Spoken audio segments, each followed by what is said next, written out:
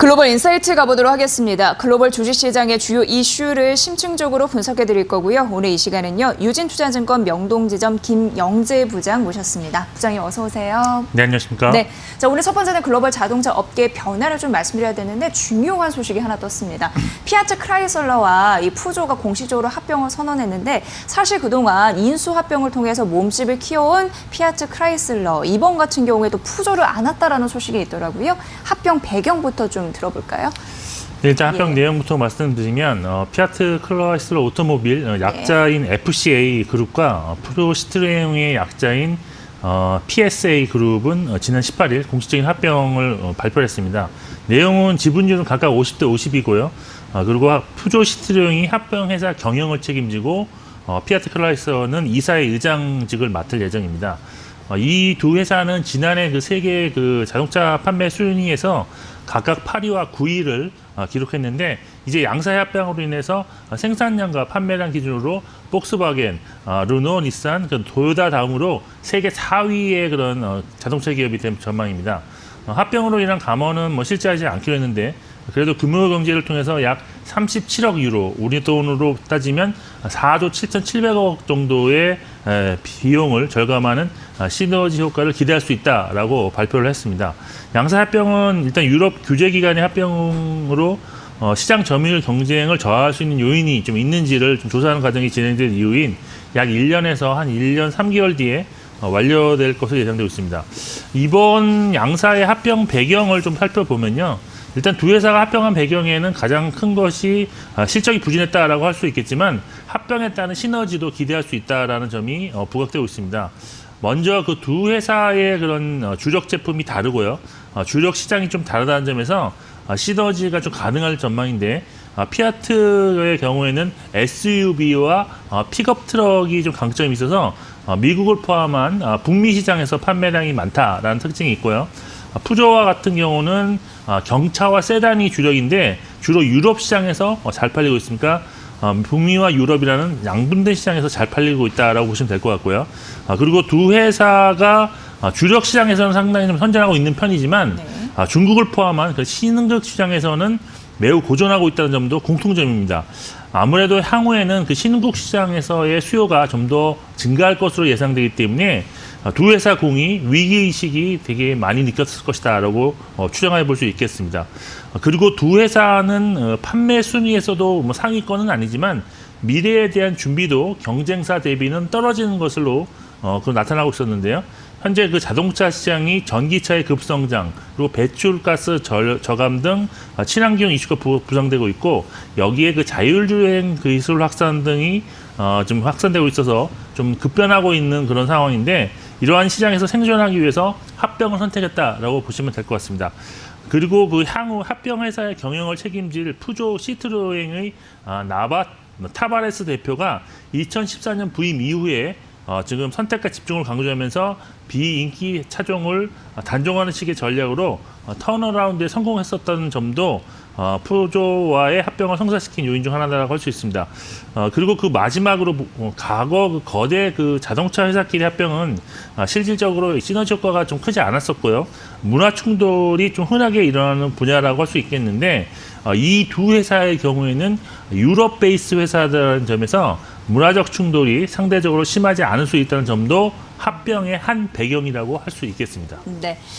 자, 피아트와 푸조가 합병을 하면서 글로벌 자동차 4위가 됐습니다. 이럴 수 있는 여러 가지 이유에 대해서 좀 들어봤습니다. 우리가 또 짚어봐야 할 이슈는 뭐라고 보십니까? 네, 일단 전망과 시사점으로 나눠볼 수가 있겠는데 양사의 이제 합병으로 인해서 시너지 효과 분명히 있을 수 있지만 단기적으로는 실적 성장이 나타나지 않을 가능성이 높다라고 할 수 있겠습니다. 그 이유는 그 신흥국 시장의 성장, 특히 세계 1위 시장인 중국에서의 판매가 자동차 업계에서는 성장의 바로미터라고 할 수 있겠는데요. 지금 양사는 현재 중국에서의 생산 능력 합이 100만 대 수준으로 주요 경쟁 업체에 대비 매우 지금 열의한 상태이기 때문에 성장이 단기적으로 나타날 가능성은 없다라고 볼 수 있겠습니다. 그리고 내년 전망에서 북미와 유럽, 그러니까 주력 시장인 북미와 유럽에서는 올해처럼 마이너스 판매 성장이 예상되기 때문에 양사의 주력 시장이 계속 부진할 수밖에 없다는 점도 부정적이라고 할 수 있겠습니다. 그리고 사실 그 두 회사 합쳐서 지금 17개 브랜드를 지금 보유하고 있는데 네. 이에 대한 그런 슬림화 작업도 진행될 전망인데요. 푸조 시티레인의 타바레스 대표가 가감하게 브랜드를 축소시키지 않을까라고 좀 전망을 하고 있습니다.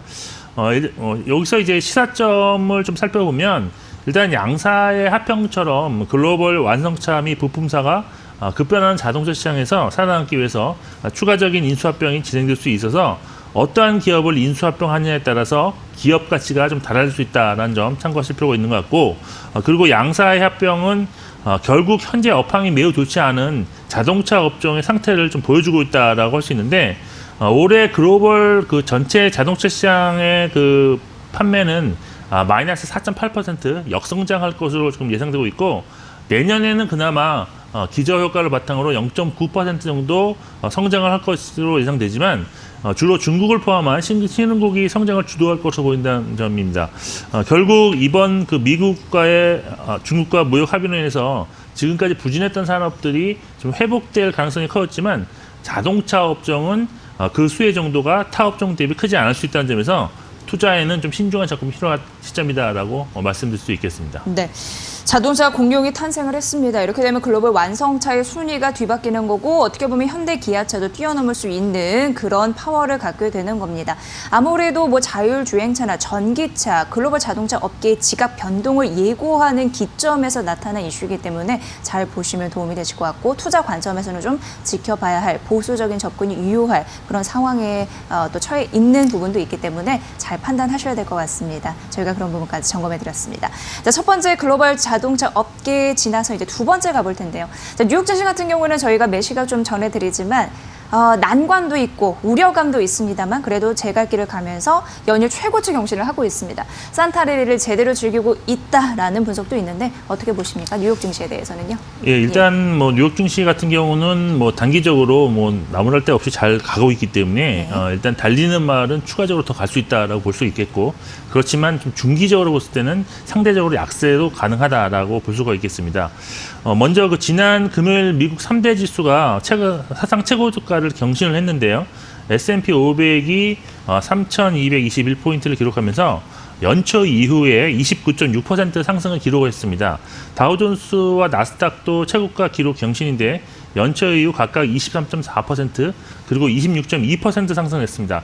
이렇게 20%대 상승을 기록했는데 국내 코스피는 상대적으로 연초 대비 한 8% 그리고 코스닥은 오히려 마이너스 3.8% 하락했다는 점이 좀 특징이지 않을까라고 볼 수 있겠습니다. 이렇게 3대 지수가 연일 최고가를 경신하고 있는 그런 상황은 미국과 중국의 무역 협상에 대한 낙관론이 좀 우세하게 작용하는 그런 기본적으로 작용하는 상태에서 여기에 그 경제 지표의 호조가 상당히 지금 지속되고 있기 때문인데, 미국과 중국 간의 무역 합의 서명에 관해서는 1월 초에 양측이 공식적인 서명을 할 것이다라는 그런 고위 관료의 말과 이어서 중국 농산물 구매가 이미 시작되고 있다는 트럼프 대통령의 발언이 긍정적으로 시장에 반영은 되었다라고 할 수 있겠습니다. 여기에 그 경제 지표들도 시장 예상치보다도 훨씬 더 좋게 발표되고 나오고 있는데요. 특히 개인 소득과 지출이 양호하게 나타나면서 경제의 핵심 동력인 소비가 탄탄한 점을 재차 확인시켜 주었다고 할 수 있겠습니다.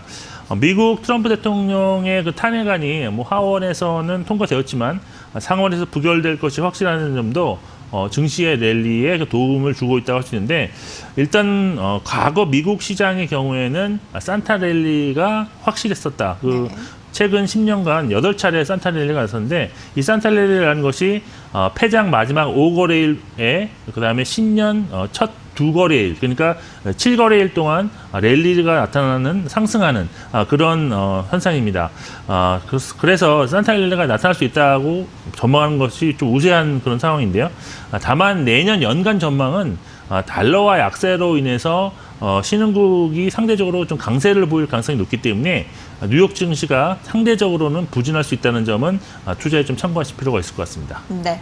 자, 속도는 제한될 수 있습니다만 달리는 말은 조금 더 갈 수 있다라는 쪽으로 좀 말씀을 해주셨습니다. 지금 이렇게 괜찮은 이유 뉴욕 증시가요. 미중 무역 전쟁에 대한 낙관론 그리고 경제 지표 호조 이런 부분인데 이게 또 연결돼야지 그 지속 가능한 힘이 생기겠죠. 동력이 생길 수 있을지 여러분도 보셔야 될 것 같고 그에 좀 못 미치는 우리 증시는 아쉽기만 합니다. 그럼에도 불구하고 추가적으로 산타 랠리에 대한 가능성이 있는지 국내 증시의 방향성 안에서도 이후에 저희가 전략에서 들려드릴 테니까 참고해 보시면 좋을 것 같습니다. 자, 글로벌 인사이트에 대해서 이모저모 글로벌 시장의 이슈 알아봤습니다. 유진투자증권 명도지점 김영재 부장의 분석이었습니다. 부장님 잘 들었습니다. 고맙습니다.